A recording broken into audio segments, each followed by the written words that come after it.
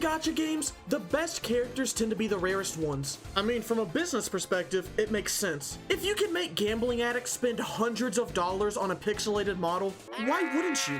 But what if they made one of these characters bad? And when I say bad, I don't mean the worst 5-star bad. I mean one of the worst characters in the entire game bad. Today, we are going to play QiQi.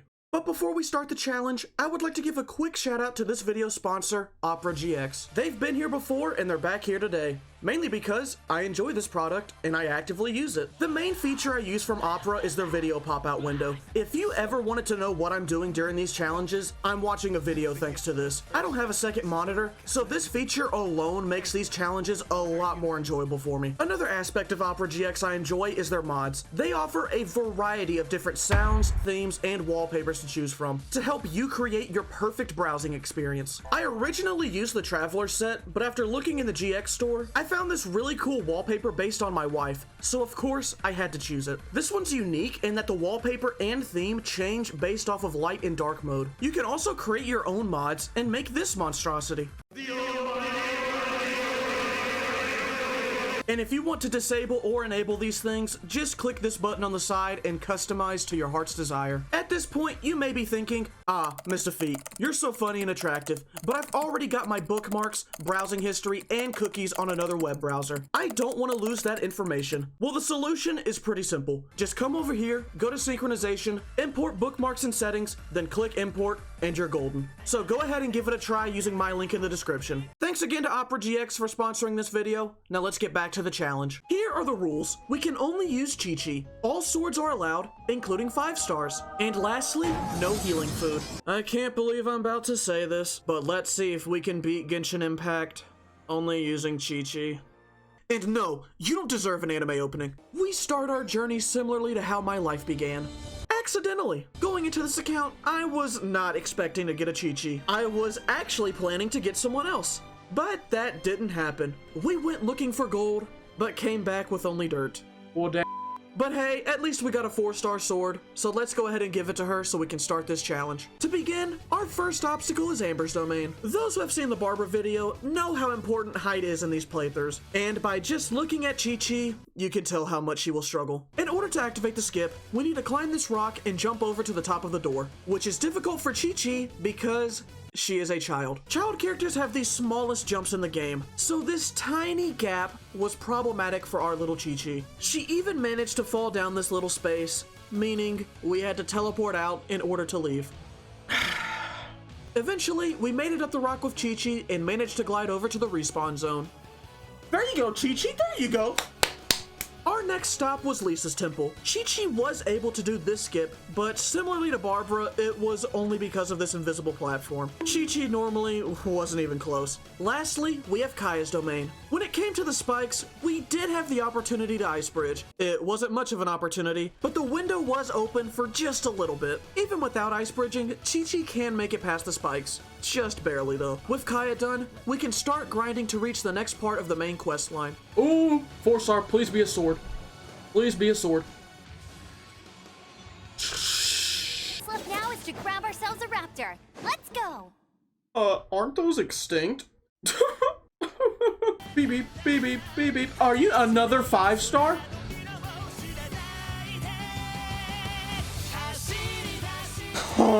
Don't get too excited about this because we can't ascend it. Let's look at the positives and negatives of solo QiQi. The positives: she has a fast attack speed, she has cryo, and she cannot die. Get it because she's a zombie? But now let's look at her negatives. Oh god, where do I begin? Damage. QiQi may have a fast attack speed, but that comes with piss poor range and god-awful scaling. Seriously, the sword is about as big as her. She might as well be swinging another version of herself. And as for the numbers, Oilverse, what is going on here? Seriously, what the deuce? This is horrible. Why are her numbers so low? And speaking of being low, the second negative, her height. I mentioned this earlier, but QiQi being a child makes exploring a lot less fun. Her jump sucks, she's bad at climbing, and the sprinting, dear lord. The children are so slow, and to make things worse, she only has one sprint voice line. Faster? Okay, faster. So every time I pressed this button, I had to hear faster. Okay, faster, faster, okay, faster, faster, okay, faster, faster, okay, faster. Yeah, I know what'll make you move faster. The only enjoyable part about exploring with QiQi was the swimming, because it looks funny. I mean, just look at how fast her little arms move in the water. And the final downside, her abilities. QiQi's skill is just weird. She gets this orb that follows her around and does cryo damage, as well as heal QiQi. But let's talk about why this ability is bad. The damage is slow to come out, it doesn't even do much damage, it has a short range, and the cooldown. My god. Why does this thing have a 30-second cooldown? Seriously, who at Hoyoverse thought this ability was so good that it needed to have that long of a cooldown, to be fair? And before you say, MistahFeet, you're so funny and attractive, it has a 15-second duration, so it's really only on a 15-second cooldown. Oh my god. Let's compare this ability to the other 5 stars. Oh wait, they're all better and are faster by at least 10 seconds. Now let's look at the burst. It's not that bad. She does an explosion that both heals her and damages enemies. If an enemy survives the damage, they get marked, and whenever QiQi hits that enemy, she gets health back. It's a serviceable ultimate, but there's one problem. One fatal flaw that holds this ultimate back so much. QiQi's skill does not generate energy, so you barely get to use it. You know, this character kind of reminds me of someone. They're both short, they generate little energy, they both have skills on way too long of a cooldown, their skills have little range, a circular burst that heals them, and a reliance on normal attacks to do damage. Yep, this character is basically another Barbara, but with cryo, a sword, and add damage to her abilities. Also, just like take away a foot. After leveling up QiQi and the sword that we will actually be using for this playthrough, we finally began Act 2 of Mondstadt. We fought Eye of the Storm, which we really should not have been able to beat if you think about it. Like seriously, if that thing chose to stay in the air, there was only 2 things we could do to it. Nothing and like it. Next, we go inside the Fatui hideout to ankle bite the Fatui agent, then we make our way to find the 3 tiers. Normally for the Ruin Guard, most characters in the game can get some good damage on them with their abilities. But QiQi, what a miserable character. Her skill does about as much damage as her attacks in this. No, wait, I think her physical attacks might actually do more damage in this situation because of her attack speed. This ability sucks. We then slowly made our way up to the 2nd tier and entered the domain to collect the final tier. With Act 2 completed, we started Act 3, actually in a positive way. We took down a Hydro Abyss Mage thanks to this ability. Yeah, it was able to consistently freeze the shield, which I was not expecting because it takes this ability 2 months to attack again. I hate this ability so much. Seriously, what were they thinking? Next, we activated Dvalin's pillars and started the fight with Storm Terror. QiQi actually did pretty well in this fight. She destroyed his shield very quickly and even almost one-phased it, but she did come up short on that part. Maybe if this ability attacked faster, she could have done it, but there's no point in crying about it anymore. That's the only thing I did in this playthrough. Now that Dvalin has been defeated, we are finished with Mondstadt, so we can begin our journey to Liyue. And sorry for this ugly conglomeration on screen, I was declining Bog Baddie's invitation to join the game. Our adventure to AR-23 consisted of the Trial Grounds of Thunder, Large Cerebrum Gaming.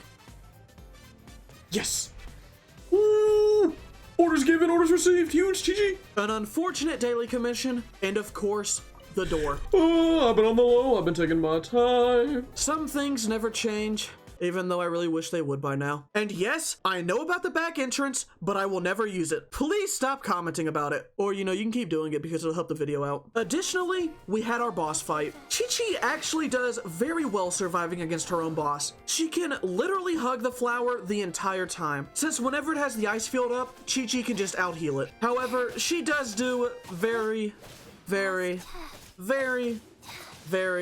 little damage to it. Thankfully, we did receive 2 drops from defeating it, and we started Liyue's Archon quest.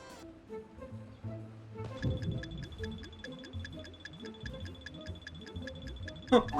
Must have been the wind. Why?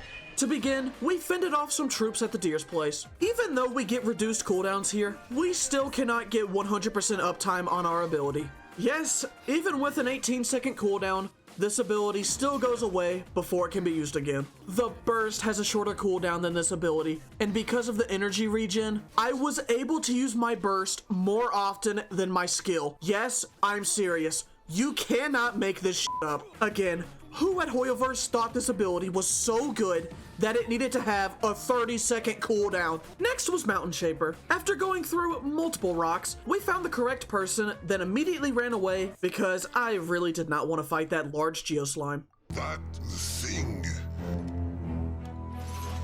It scares me. Afterwards, we began Cloud Retainer's domain. For those who watched the Barbara video, the same issues she had applies here. QiQi had problems climbing the tree. She was able to do it though, because I channeled my inner arborist and recognized that this portion of the tree was lower than the rest, meaning that QiQi could easily jump onto that part of the tree and walk over. Funnily enough, she actually did this faster than Barbara. Lastly was Wang Shuin, where we started a fight with the Ruin Hunter. This old decrepit. Aside from that hit, we were able to beat this guy pretty easily because of our height. Thanks to our short stature, we could easily cross this guy up. After we defeated the hunter, we had a short off with Zhao, and we ended Act 1. After 2 hours of grinding, we hit AR-25, ascended QiQi, and entered the Ascension domain. Following another family reunion of an edgy teen trying to avoid their younger cousin, we patiently dealt with the Cryo Abyss Mage and began our fight with Aleph. QiQi performs very strongly against Aleph. Cryo and Electro make Superconduct, which causes physical attacks to do more damage. This is good for our QiQi because she is essentially a physical character. But now let's look at the Elemental Prism part. QiQi's skill is able to destroy 1 prism. Just 1 though, because it takes too long. Thanks to our burst, we are able to destroy 2 of the prisms in 1 go, since the burst does about 2/3 of its health. After shockingly less than 2 minutes, QiQi defeated Aleph. To begin Act 2, we need to use Pyro to heat up the cooking pot. Since QiQi does not have Pyro, I tried to use the red rocks from Dragonspine to see if that would work, but that didn't do anything because once you teleport, the Scarlet Crystal disappears. At this point, the only chance for non-Pyro or Anemo characters to do this part is to wait for Pyrogonus from Natlan, but seeing as how it isn't August 20th, 2024 yet, this will be the first cant for QiQi. We then head to the teapot, which started off strongly, but eventually the numbers caught up to us. Step off! Step off! They jumping me! They jumping me! Next, we followed the guidelines of Stranger Danger Given. Orders received. and finished Act 2. After some more grinding and listening to one of my new favorite voice lines, Get a load of this guy. we started Act 3. Once we climb up a tree, we are met with the bane of most characters, the Anemo device. But this time, we had something new to try. An idea crazy enough that it might just work. Whenever you get hit while using the Aquila Favonia, it lets out a gust of wind. And since there's a Ruin Guard here, that means we can get a little creative.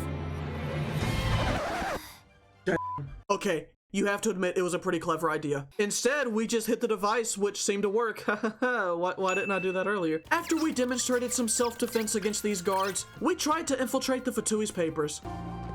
Huh? Following our actual successful infiltration, we sang to some flowers. I pulled a With the halftime performance finished, it was now time for the main event. A once-in-a-lifetime moment. Child versus child. And it was very one-sided. Seriously, I think this was the easiest child fight out of all of the characters so far. Our fast attack speed absolutely demolished his Whittle shield, and he also couldn't damage us. It looks like in this encounter, he stayed a child, but we became the pit bull. With Tartaglia defeated, it was now time to defend the city. For those who watched the Kaya video, you might remember how I said this part was easy because the constant rain allowed us to freeze enemies. Since Cryo is always far more effective in the rain. that sentiment still carries over for this until the 15 seconds are up. After 6.5 minutes, we saved the city and we were finished with Act 3 so we could begin the Dainsliff quest. Dane Part 1 was actually pretty good for QiQi, mainly because there's only one Cryo Mage in this quest and you don't even have to fight it. Dane Part 2 was also a good time for QiQi, but not too good. She had some alcohol that night, but she was the DD. The reason it wasn't that fun for QiQi was because of the Cryo Mages. This time, we did have to fight them. Some of them weren't that bad though because we could use the fire made by other enemies to burn the shield. Overall, she had a lot more fun than Barbara did in this section. if that means anything. To finish off the Dainsleif quest, we get to take on the Hydro Abyss Herald. Seeing as how Cryo is always far more effective. when they put their shield up, this was nice for QiQi. Not as nice as Kaya because of you know why, but it was still nice. You start to learn how to appreciate the smaller things in life after only playing as Barbara. By the time we started the Jade Chamber, we did actually have some good damage on our team. Too bad we couldn't use it though. Booyah, baby, that was a good one. I'm only partially joking, and by partially, I mean like 90% being serious, 5% jokes, and the last 5% still trying to comprehend the existence of this character. She was able to freeze the enemies in the surrounding water, but I mean, it doesn't do much when it's on such a long cooldown, and it does less damage than your attack string. Can't do it. I can't take this no more, man. With the domain finished, it was time to take on Bashed, which actually wasn't that bad for QiQi, because by the time it finally decided to put its head down, our ability was back up. After 2.5 minutes, we were done with Bashed, and we finished the quest. Following a battle with the Cryo Registine, we ascended both QiQi and the prototype Rancor up to level 60, then we started the prologue to Inazuma. We took on some slimes that QiQi didn't really have any issues with, because Superconduct did a lot of damage to the Cryo Slime shields. Afterwards, we took down a treasure hoarder and began Act 1 of Inazuma. At this point in the playthrough, I had long accepted the fact that this character's element is physical. You would think that the beach making these enemies wet would help us freeze them, but no, this character's existence is pain. Once we finished cleaning the beaches, we made our way into the prison. QiQi actually does very well in one-on-one situations. The fast attack speed, the healing, and the fact that they only need to get hit once with Cryo to receive the debuff all contribute to that. But the second multiple enemies show up, this character falls flat. Her only real option is the burst, which can help, but by the time it takes you to kill one of the enemies, the others lose their debuff, so it really doesn't matter in the end. With the prison done, we were finished with Act 1 and could begin Act 2 by fighting The almighty Raiden Shogun! So far, I think QiQi did the most damage to the Shogun! This little goblin answer just that phone? You guys harassed the answer that Shogun, phone? because once we got that talisman on her, there was nothing she could do to get it off. Get this shit off me!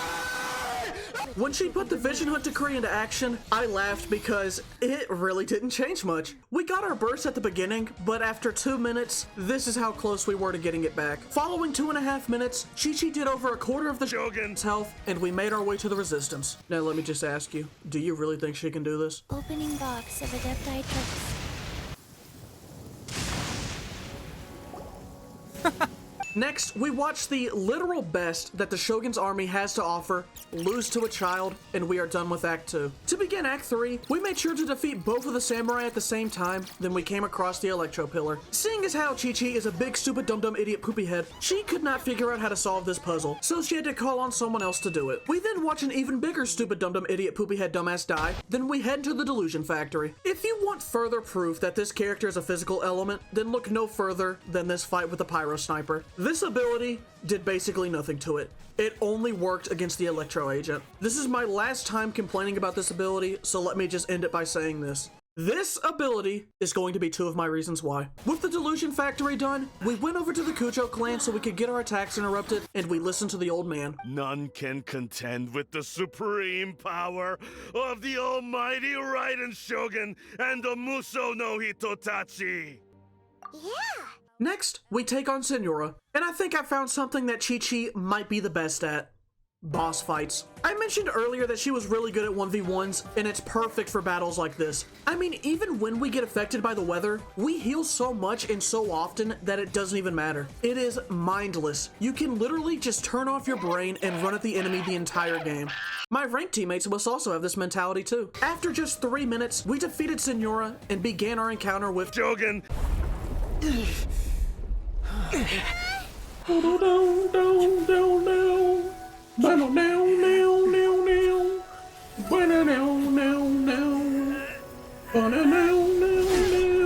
So remember how I just mentioned that QiQi is good in boss fights? Now, just add on more damage, constant healing, and energy recharge to that, and you'll understand how easy this fight was. The funny thing is, though, is that even with the energy recharge, we only got our burst twice in this fight. After only 5 minutes, QiQi beat The almighty Raiden Shogun! and we were finished with Inazuma. Now we could enter the chasm, and QiQi was actually able to perform a new skip here. Since she's so small, she can squeeze into here and avoid fighting the Geobishop, which is a huge time saver. Too bad it saw us though when we were leaving.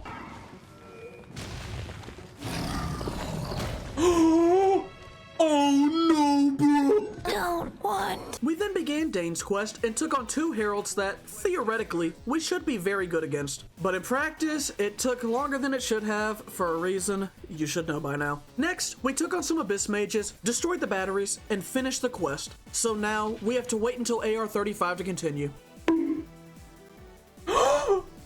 No. Following another period of grinding, we hit AR-25, and as I was trying to craft materials to ascend, I made the unfortunate mistake of talking to Timaeus, which led to the TCG cutscene. No fucking way. After starting something that I will never finish, we leveled up QiQi and her sword to level 70, then entered the AR-35 domain. At this point, the lack of elemental damage became very annoying for me, mainly because of the Ruin Guard. We might as well have been using fists to attack it at this point. Once we made it past the Agent and Cryomage again, we started the second fight with Aleph. It went basically the same as last time. Aleph stood no chance against this little rat that was constantly gnawing at its health bar. Shortly after another 2-minute fight with Aleph, we were gifted some wishes and something happened. No shot. Why? Oh my god. 27 hours into this run, and QiQi is ready to start Sumeru. Following our battles in both the Withering Zone and Tree Domain, we collect our AirPods and head over to Port Ormos to defeat some bullies at the lighthouse.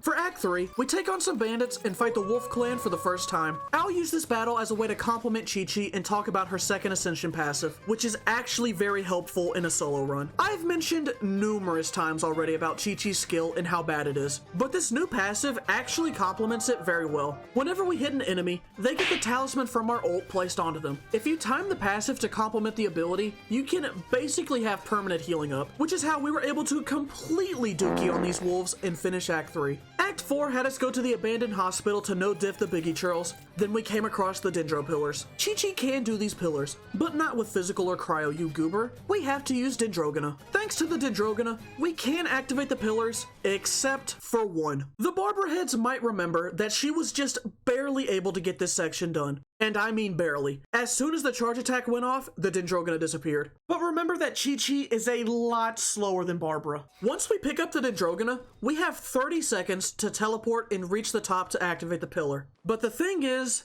QiQi is too slow. She can almost get there, but in the end, she falls short. Close, but no cigar, which is probably good. Kids shouldn't smoke. So it seems like this is another can't. If only there was a way for us to increase our movement speed. Yes, I really did this. After refining our Skyward Swords together, we gathered our Dendrogona, teleported to the hospital, used our burst, and ran like the wind. He's doing it! He's really doing it! Because of this massive IQ play, we were just barely able to activate the puzzle. Oh yeah, baby! Ooh. The rest of Act 4 was pretty tame compared to this moment. The only other thing of note was that we had to stand on our tippy toes in order to try and hit this flying enemy. With the pyramid finished and Act 4 completed, we began Act 5 by defeating some sand pirates. Afterwards, we took on some Fatui agents and made sure to not make the same mistake as last time. We ran down the pyro sniper like it owed us money. It did not get a chance to breathe. The other agents were nothing to worry about. They usually bring the money on time. Next up is the factory. I've given this character a lot of crap in this video, but she did show her worth in this section. The only thing to worry about was the cryo gunner, who we were thankfully able to avoid. Like seriously, I never want to fight that thing if I can avoid it, especially with this character. After once again becoming the bane of existence for these pyro snipers' lives, we took the elevator and started the fight with Scaramouche. Come! QiQi did nothing. I mean, literally nothing. I don't think she got a single swing in. This thing carried us harder than my subscribers carry their teammates in their ranked games. Subscribe if you're a beast gamer. Following the boss fight, we entered the polluted zone to gain another victory over the Wolf Clan, and we were done with Act 5. To begin Karibert, we took down some elemental slimes and came across a bonfire. But since children can't be trusted with lighters, we let someone else take care of this. Next, we head inside of the old domain and take on some enemies that are all weak to cryo. Until we fight an Abyss Herald, that is not. This fight actually did not go as horribly as it would seem. Remember, We are a little rat. We can just keep scurrying away and gnawing at this thing. Seriously, ever since we got this passive, nothing has come close to killing us. This might be the hardest character to kill out of all of the ones we've done so far. Once we finished the domain, it decided to challenge us again, so we went back inside to finish off the job, which concludes the Sumeru Archon quest. But now we have to get to AR40 to start Fontaine. And what are we going to do to reach this large XP gap? The classic combo, dailies, plus Trial Grounds of Thunder. With that vintage duo, we were able to reach AR40 and start the first act of Fontaine. Act 1 really only has one obstacle for us, these flowers. In order to grab these Romaritime flowers, you have to make them wet first. But we can't do that. Our Whittle Quio skill does nothing to these flowers. At this point, you might be thinking, MistahFeet, you're still so funny and attractive, but we've got yet another thing that your characters cannot do. Ha ha ha ha ha. Well, this is where you're wrong. Because I'm smarter than the average gamer. This is not my first rodeo. Because what I did here was basically exactly the same method I used for the Dendro Pillars. I rode public transportation all the way out to the countryside, picked up Hydrogena, teleported back to the statue, jumped off the building, and applied Hydro to the flowers. Oh yeah, baby. Rinse and repeat 2 more times, and bada bing, bada boom, we got the flowers. After about 20 minutes. You made quick work of that.